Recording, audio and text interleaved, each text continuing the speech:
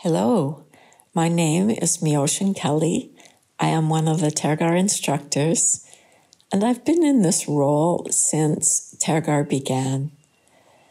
I feel so fortunate in saying that, and just looking back, I heard recently that it's been 15 years that we've been going, and on one level, it feels like it's just a flash, and on another level, it feels like it's been lifetimes. It has been such an action-packed time.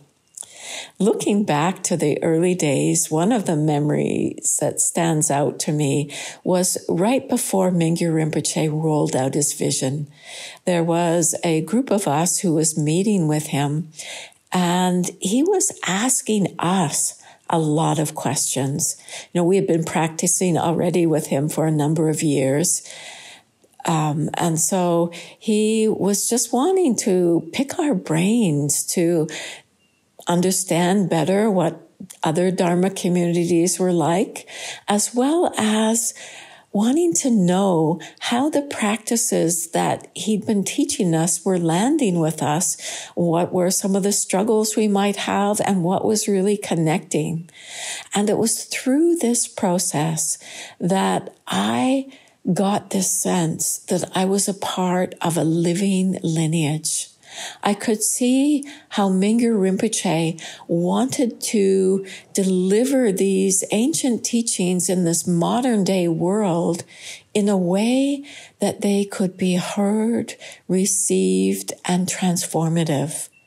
And even just as I say it now, I get goosebumps again.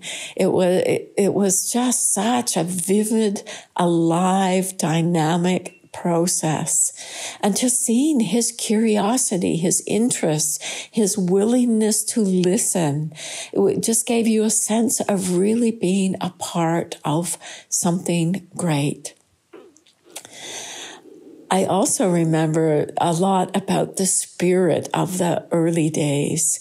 So at one point, Edwin Kelley and myself moved to Minneapolis to join Cortland Dahl, who was already there, as this was going to be Tergar International's headquarters. And we also worked a lot with Tim Olmsted and had, lots of meetings, lots of different ways that we got together to figure out how to help Mingyur Rinpoche with his vision. And so in doing this, sometimes we would be asked to do things that we really didn't have the skills to do. An example of this was one time I was asked to put together a flyer. If you know me and technology, you'd probably realize that this probably isn't a good match. But anyhow, I don't know what happened in the end with that. But there was other times where the first Joy of Living Level 1 that Cortland, Edwin, and I did together, right before that, Edwin and I were off in the shops buying all of the snacks for the event and then racing to get there to help set up and it just was that spirit of you do whatever is needed. And so that was a spirit that went on for a long time where, there were so many volunteers that stepped in to pick up, to do some of these pieces. They probably saw us fumbling and the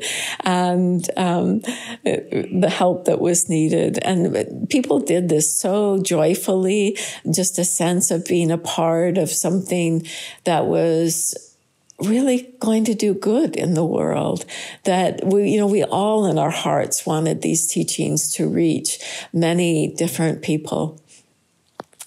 And, of course, there was struggles and times of great differences.